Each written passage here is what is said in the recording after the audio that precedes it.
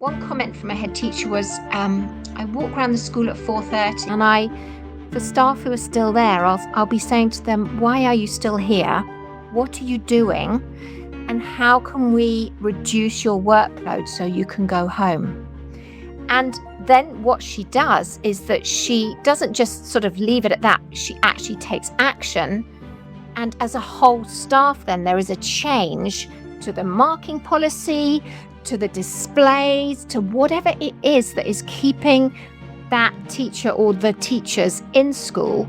So a lot of it is around workload, but more deeply, it's about being seen, it's about being heard, listened to, and ultimately valued. There has to be a recognition both from the leadership and the individual staff members that they've got to take some action. It has to be collaborative and whole sort of team agreement to take action. And there has to be a bit of investment.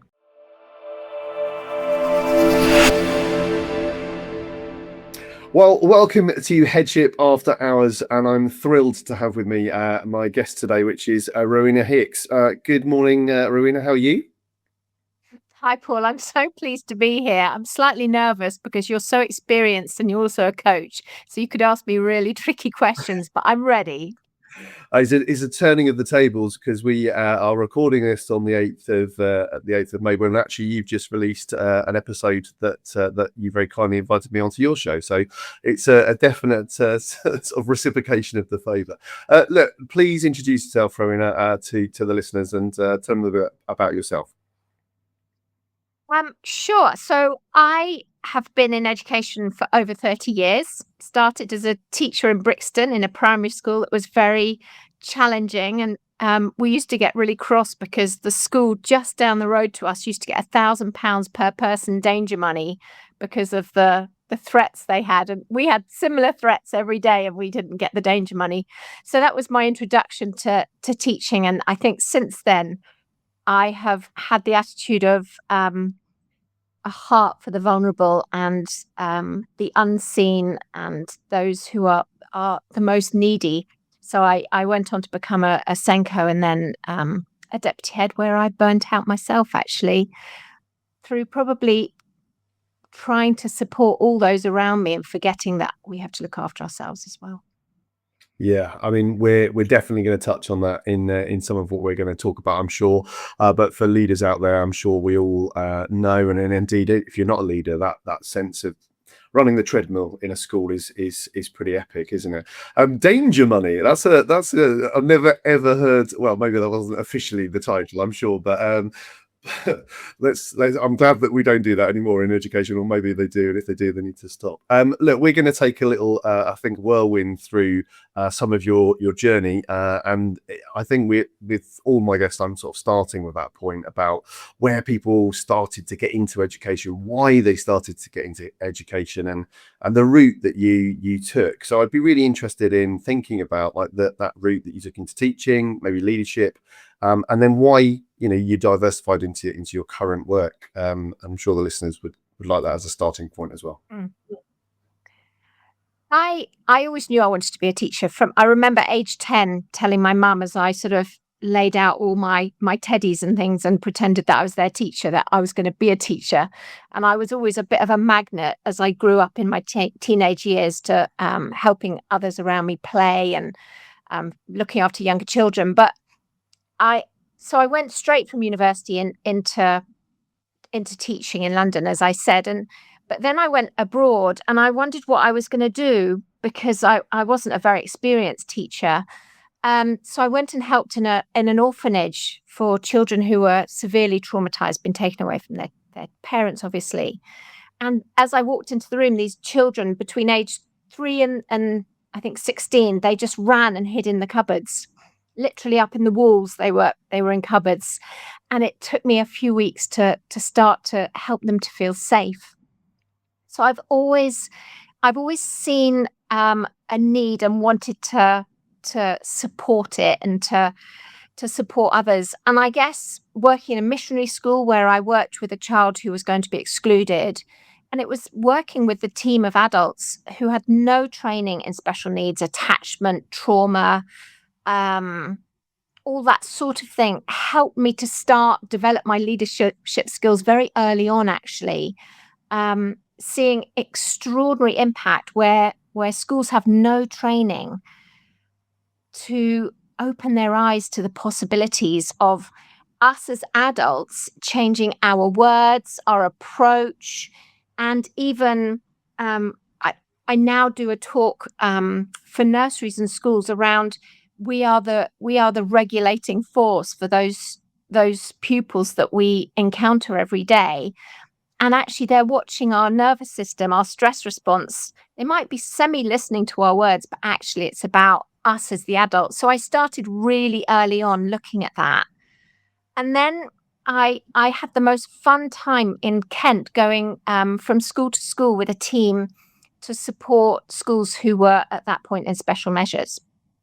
And I love turning schools around. It is beautiful because you go from encountering adults who are basically on survival and very, very down on themselves to helping them believe in themselves. Because once you believe in yourself and you gain your confidence, then you can be that person for the pupils, because otherwise we can't. So I've been in and out, London, Kent mostly, as a SENCO assistant head. I have to say, one really pivotal day for me was it was about 7 o'clock in the evening at a very challenging school in London, and the executive head came into the room and said, "Rowena, why haven't you applied for the deputy head job?" And I said, "I didn't know there was one, and I don't think I'd have the confidence to apply anyway." And she said, "Why? You're good. You know you're good." And that stopped me because I didn't know I was good. Nobody told me I was good. I could see I was making impact, but you don't stop to think about that, do you? You just rush through the day and you go for it. And that was a really pivotal day for me to start noticing, what am I doing that's good? What are others doing that is good? And are they noticing? And can I help them notice? And I guess the rest is history, because I burnt out and then started something different. I think that's key there, and we'll come back to that in a second about noticing yourself. I think, even if you're doing that from a point of view of roles, that's fantastic. But equally, when we come to the topic of burnout in a minute, I think that's key, isn't it? Noticing yourself. Just go back really quickly, just to two things I'll pick up on. First of all, what subject were you? What was your subject base when you started? I did at Exeter University. I studied maths and special needs and PE, actually. Amazing. It's always interesting. I was speaking to somebody on a podcast the other day who did RE, another person did science, and it's really interesting the journeys that people come through to get into where they're at. And one thing you mentioned with the whole relational approach and noticing the way in which young people are noticing us as adults, I think that's so key, especially with the whole kind of interactions that we get in behavior policies, or maybe the way in which we are putting things in place to control young people, and that's even more difficult these days.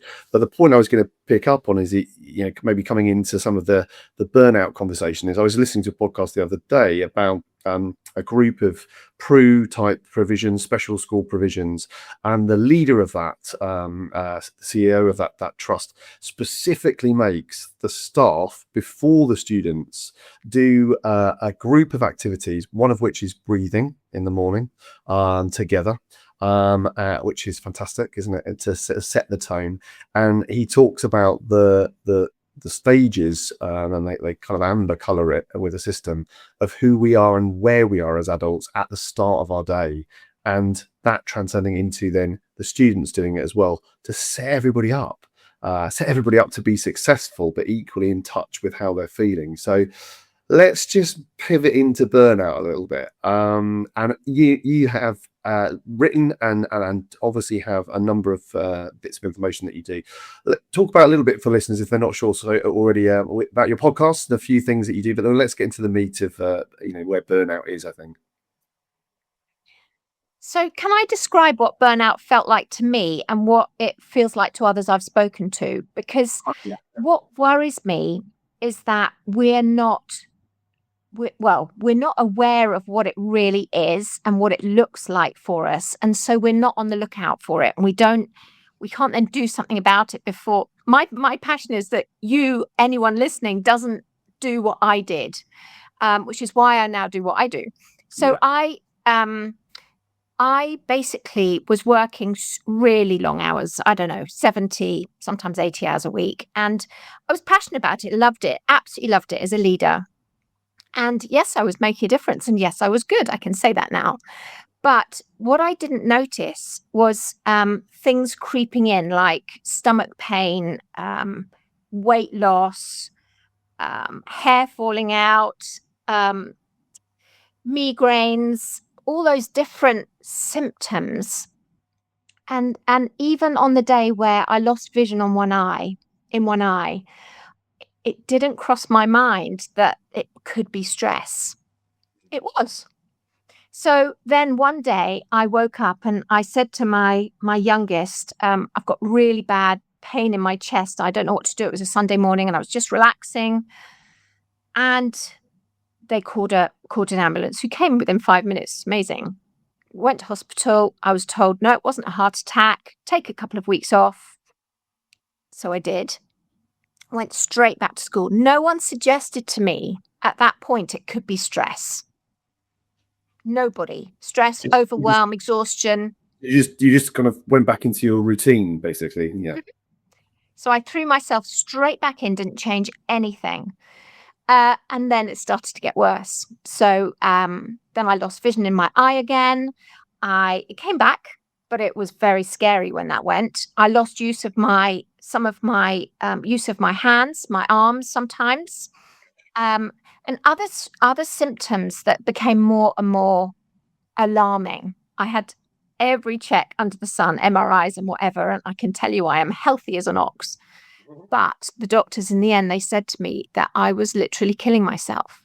And if I didn't stop what I was doing, then my health was at serious risk. So I had to resign. And my lovely school tried to persuade me not to, said I could change things, all this sort of thing. And the doctors were saying, Rowena, you are so embedded and so ill at this point, you've got to stop. So I did. I was so angry and I was so frustrated at myself, at my weakness and my sense of failure, my guilt at letting my team down, all those different things. But I was really poorly at that point. Now, I would say that when I give my story to groups of educators, from nursery up to secondary groups of people, I ask them what their symptoms of stress are. And some of them are similar to what I had, and others are things like disassociation, shaking, headaches, frustration, irritability, snappy. I'm sure my children would tell you I did all of that as well. Poor eating habits. It's an absolute raft of symptoms that are stress related. And of course, you need to check if you've got physical symptoms with the doctor that they're not something that isn't stress. But I think as educators, we're so passionate about what we do and we rush through the day so fast that we don't notice the symptoms that we then normalize. And that's, you see, the irony is a little bit of stress is actually really good for us, Paul, but it's the sustained, unrelenting stress that becomes so dangerous because you don't sleep, you don't switch off. And that's what leads to the sickness. Yeah. Yeah, I mean that sort of high pressure environment with the low threat is great, isn't it? But like you say, if you're doing that day in day out, that's going to have huge repercussions. And I mean, your story is, I mean, it's horrific when you think about it, but one that obviously changed you for the better, if I can say that. Before we dive back in, I want to say something to head teachers listening. Attendance rarely improves through effort alone. It improves through clarity, discipline systems, and strong leadership alignment. Most leaders I speak with are working incredibly hard already. So if attendance still feels fragile in your setting, you can apply for the Senior Attendance and Leadership Review. It starts with a short strategic assessment. Eligible leaders are then invited to claim a fully funded strategic review process, typically valued at £1,000 for your school. This includes an on-site local visit, a detailed school-specific report, a follow-up strategy session, and a suite of practical leadership tools designed to help you move from reflective pressure to a clear and sustainable plan. If that would be useful in your context, you can apply now through the link in the show notes or by scanning the code on screen. And now, back to the episode. I think my question, thinking about what you were saying and just listening to your story, is often individuals will start to notice, if they allow themselves to notice these things. But I suppose wider leaders, and I'm not including all leaders in this comment, but just let's generalize a bit. But wider leaders maybe miss or misread it, because you've got groups of educationalists, haven't you? You've got teachers, obviously. You've got support staff. You've got staff that are doing other roles.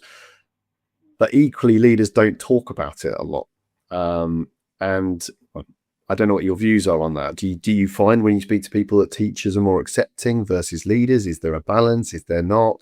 What's your thoughts on that?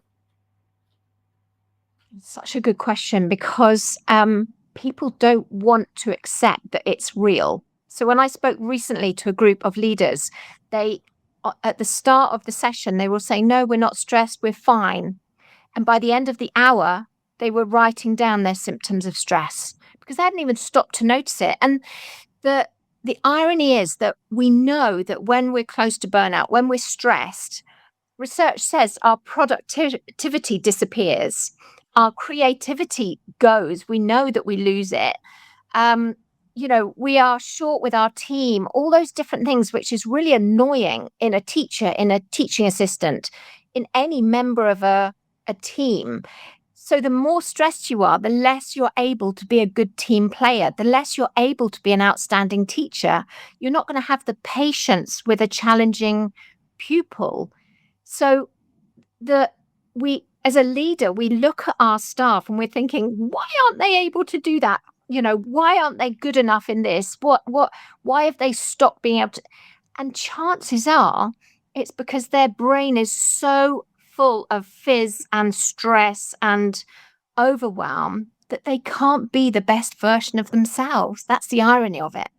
Yeah, that's sort of totally overloaded in terms of capacity.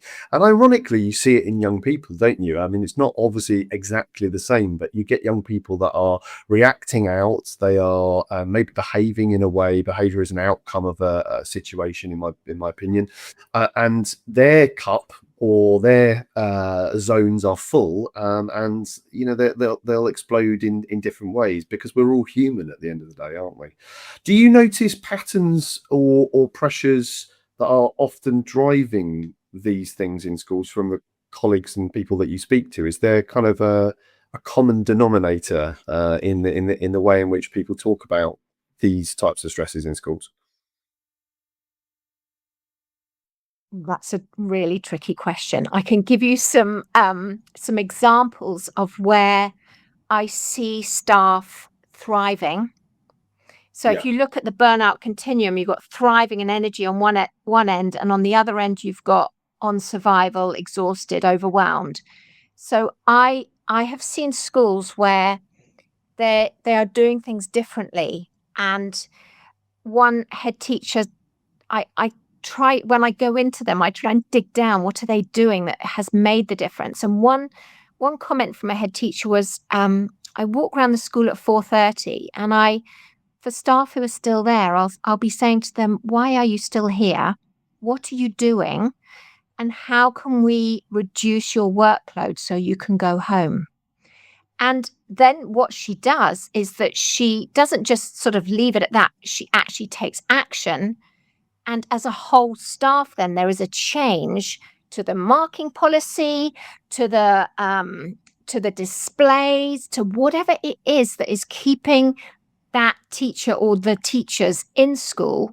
So a lot of it is around workload, but more deeply, it's about being seen, it's about being heard, listened to, and ultimately valued. Yeah, I mean, and all of that's culture, isn't it? It's the culture in which the school has decided to hang its raft on, so to speak, and the leader that you just described is modelling the walk and doing what she should be doing, or they should be doing, in respect to that. What an amazing! I'm sure it's a very good school as well. In respect of, obviously, habits, I suppose, when people do get into that level of stress, or when you are in a position, I mean, you could probably reflect on what you did and do now, I'm sure. Have you got kind of realistic habits that make a difference to these types of things for staff? I know that you have got some fantastic work that you do with schools, but maybe talk a little bit about some of those habits.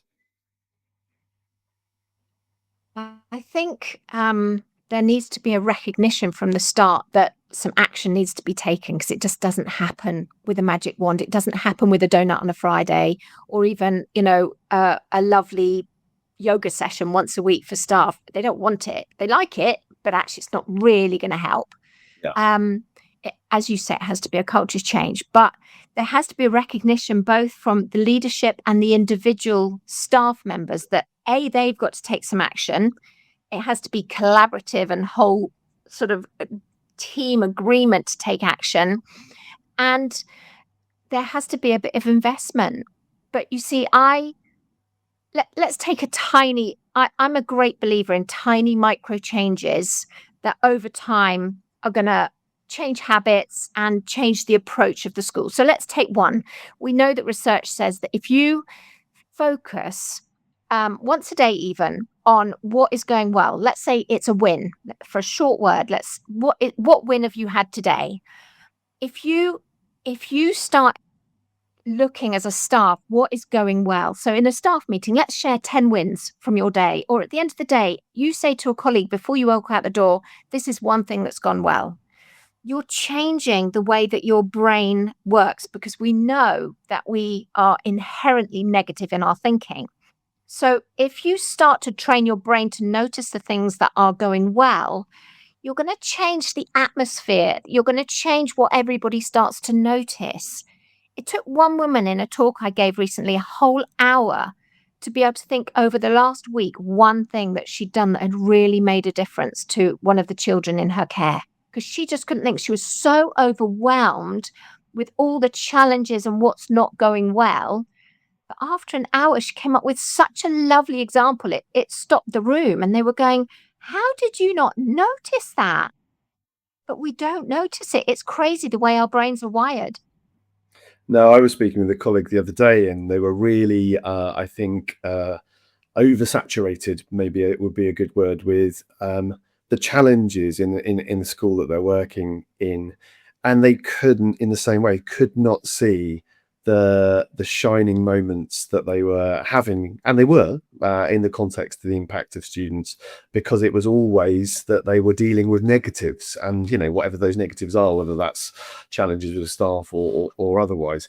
I think it's also about knowing what we should stop doing. You mentioned, like, allowing yourself to have that almost open moment of understanding, in terms of reflection. What do you think schools, especially leaders, because you get leaders saying, well, I can't do that because I've got to do this, and what do you think schools could or should stop doing to kind of allow people to thrive broadly? I mean, it could be anything, obviously, but Okay. I'm going to throw something out there. I would say to them, stop rushing, because you're not doing yourself any favors, and you think you're being amazing because you're getting around at 100 miles an hour all day, but stop it. And here's the reason. The research says that if you take even 3 to 5 to 10-second pauses through your day, proper break, please. Yes, you will be more productive if you do it. But if you take these micro pauses through your day, the impact is enormous. So, for example, if I'm rushing from a meeting with a tricky parent to an SLT meeting, as I walk from one room to the next, I breathe and I think, okay, I don't know if you know about Dan Siegel's window of tolerance, but you might say to yourself, am I in my window of tolerance right now? Because Otherwise, if I'm not, I need to come back into it to regulate, because otherwise, what emotions, what stress responses, what is my nervous system saying to my team as I walk into SLT? Because I'm going to then stress them all out, because I'm going to be going, right, what are we doing today? Who's got this on their list? What are you doing? Instead of going, oh, it's great to have you all here today. Let's just have a quick check-in. How are you all today? Right? And then you're seeing, noticing, and your regulation, it's the same as with the pupils, isn't it? Your regulation is allowing the room to regulate. You are the thermostat rather than the thermometer that's going up and down. You are going to be the one who sets the tone, but you have to take a moment before you change meetings, because otherwise you're not noticing what state you're going in on. So you're both helping yourself to bring your stress into a manageable place, but also you're supporting those around you. I think that's a really, really important point, Ro, that just to stop and pace yourself in the moments of the day. I was thinking of two things whilst you were saying it. One, when I was a relatively new leader, I would, I think, let my calendar design my day. I would be unconscious about what was being added to it. People would often do that for me. And I'd roll in, looking at it maybe 2-3 days before, but basically having no direction over it myself. And in that moment, I wasn't able to build those pauses in that you just beautifully talked about. I wasn't able to kind of have the decompression moments, because we just go from one thing to the next, compartmentalizing those things. And they're quite big in some cases, aren't they? And the other thing it made me think of is, and if leaders don't do this, I'd highly recommend it. That SLT moment, that meeting, as you just talked about, straight into the agenda, make space to say what's happened this week that's been really positive, not only in school, but in your own personal journey, if you want to share that, because people connect better when we make connection at the start of a conversation. We do that in real life, don't we? So why not do it in the context of our schools? Yeah, that's I mean, coming back to culture, isn't it? So when you're working with teams and you go into schools, or you're delivering maybe one of your keynotes, and I know you have a piece of work where staff can have sort of very small chunks at the beginning of meetings and things that you do, and you may want to talk about that. How do you build, or how do you advise, or how do you suggest building that culture of care and of understanding and of noticing around these things, but without it becoming, here's maybe the difficult bit, too vague or too soft, so it then becomes a cake in the staff room because people think they're doing what they should be doing? You brought up the course I have. So I have 5 minutes to thrive, which is 5 minutes at the start of a staff meeting. And the interesting thing about it is, I would give 2 feedback comments. One head teacher who said, I could not put 5 minutes extra into the staff meetings or into my week. I haven't got the space. But I would say to that, it's not putting something extra in, it's prioritizing your team. Because if we don't give ourselves invested time and prioritize how our team is, nothing's going to change. But the feedback I get about it is that you have 1 minute in the 5 minutes, 1 minute and 30 seconds to talk to your neighbor about your wins from the day, your strengths, where you're making a difference, what do you bring to your team, things like that. What the teams say is that they can talk about their displays, their data, their challenging behavior. What they can't do is talk to each other about themselves. And we don't have that depth of relationship. And we know that if we don't have that, it's not going to be a healthy running team, because teams in school are so pressured that you need to know each other and know each other well to be able to support each other in a healthy way.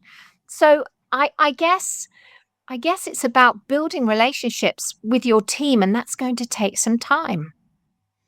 Yeah, and you said prioritizing, and if you're a leader that is over prioritizing, maybe writing reports changing policies versus, I suppose, the humanity of your staff, then you're going to get an outcome, obviously. But whether that outcome will mean that you lose people because of the stories that you told at the start of our conversation, or whether you get a culture that's very different, I think I for me, it's about how do leaders hold that humanity and standards kind of conversation together, because that is a tension, isn't it, in schools, because of the pressure and the things that we're under. I mean, as a question, what's your thoughts on that? Well, funny enough, I asked a head teacher this yesterday because they're expecting Ofsted and they are terrified of Ofsted. And I said to them, but we've talked about your school and what you've got in place, and it's good. You know it's good. But they said, I know, but it's Ofsted. And as a leader, they felt such pressure to be calm and okay and present a sort of this packaged being to their team. And I totally get that. And on one level, that's really important because they've got to be the regulated adult in the room with their staff. But at the same time, I don't know if you've read much of Brené Brown's work, but she talks about vulnerability being the greatest form of courage. And we know that when we're vulnerable and saying to our teams, I know this is really difficult and this is how I feel about it, but guess what? We're a really awesome team together and we can do this. We're just going to have to divide and conquer. We're going to have to support each other. And this is what I'm going to put in place to support you. But if there's something else, ideas you've got, come and tell me and we'll see if we can put that into, because staff want to feel that they've got some ownership, some autonomy, some, dare I say, a little bit of control somewhere in their day, and that they're trusted. So it's about building trust in the team, isn't it? So that you've got that underpinning the culture. I don't know if that answers the question. No, it does. And I think that point you made about being vulnerable, I mean, I think, although not exclusively, leaders go through the journey of being able to say, I'm a leader of this school and I'm now in charge, versus I am the leader and I help lead the school. And that whole kind of thing of growing into that person who you need to be, that vulnerability, that sense of real, I suppose, also, not authenticity, but that kind of yourself as a leader allows you to know, see, be part of the day-to-day that's going on, and not do things for the pressures of Ofsted, not do things for the pressures of reports or whatever they may be. I think that largely comes down to what, as a leader, do you put at the forefront of your school? And for me, it's always and was always values. These are the values that I want to see in my school for my young people and for my staff. And it's not about Ofsted, because I do it for the kids. And loads of leaders do that, and you see that in schools lived, don't you? But I think if we maybe take a moment to think whether we're doing that, every day, and censor check ourselves back to our core mission, our core vision, and our core values, I think that's helpful for leaders, definitely. And I also think, I was listening to a podcast the other day about pain, and the comment was about research and change management and all those sorts of things, but they were saying it's useful for teams to go through the shared pains of things together, rather than one or two or three individuals, and just be honest about the fact that we're going to have these moments over this period of time where together we can work through it. We don't want you to be individualized. We don't want you to have individual sort of stress moments. So I think it's all about that, isn't it? It's a combination of things. So in terms of burnout, and in terms of that kind of ensuring that there's a level of awareness for colleagues and for staff, if you could offer a piece of advice, a piece of wisdom, a little golden nugget to anybody listening out there, to say that this is where you can start, because the starting point is always good, what would you say? Like, I would say to anyone who is feeling overwhelmed where you're getting to a point you can't sleep because all the ideas are going through your head and you're waking up at 3 a.m. with what research shows to have the biggest, or one of the areas of biggest impact, is journaling. And I'm quite fanatical about this, actually, because it has transformed my life, because I'm an overthinker. I'm a people pleaser, or maybe a recovering people pleaser, a recovering perfectionist, all those different things. And I am very driven. So journaling has been shown on lots of levels to have a huge impact on us. And one of the things that really helps is to brain dump before you go to bed. Get a journal, get a sheet of paper, doesn't matter. Brain dump all the things that are worrying you, that you're thinking about tomorrow, anything. Get them all down on paper before you go to sleep, because it allows your brain to settle. Because otherwise you're going to be just thinking about the day. And there are lots of journal formats. I'm actually just this week just bringing out a 40-day journal, because it takes 40 days to rewire your brain. So, and it's about gratitude. It's about noticing your wins, about setting goals, about noticing others, and all those different things. But I just see in myself, when I start the day, 2 minutes, I notice, how am I? What state am I in this morning? Because actually, I realized yesterday I sent a message to a colleague who's asked me to speak in about a month, and they were saying, how long do you need? And and I sent this message back saying, I don't know, you decide, because I'm just too. And I stopped and I thought, oh my goodness, what have I just sent to somebody? So it made it, even in the morning, you can wake up with that frazzly level of brain. But if you journal, so I then, because I'd looked at my phone first, which I shouldn't have done, I should have journaled first, shouldn't I? I'd take my own medicine. I then journaled what was going on, and then I sent a much better message back to this colleague. But I guess the power of journaling, I wouldn't underestimate it. Have a go. I think that's a hugely powerful piece of advice, and I know different methods of that exist, like you said. So, if colleagues are wanting to research that, I'm sure they can do it themselves. And equally, I'm sure we can put in our show notes some access to maybe how they can look at your version as well. Definitely. And meditation for me, I do that in the morning, a couple of minutes, not very long. Just like you say, resetting / setting up that moment of the brain, isn't it? In terms of where we're going to. Look, we've gone through quite a few different bits, Rowena. I'm going to ask you to maybe end on some piece of advice specifically for head teachers, because my target audience mainly is about talking about headship, obviously. As a question, I think I'm just going to ask you, what should head teachers focus on right now in terms of burnout? So I have a question for you, if you're a head teacher listening to this, which is, has your role as a head become your identity? Because unless you can separate your value in yourself from your role, you are likely in trouble. And that was my problem. My job had become everything, my identity, my everything. And that's not to say I didn't love my children, didn't have a good church life, all those different things. But it was so deeply entrenched as, this is where I get my validation.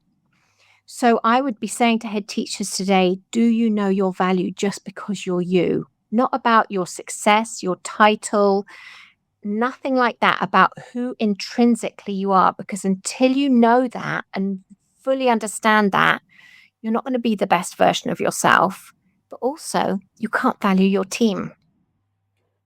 That is such an important piece of advice. Thank you.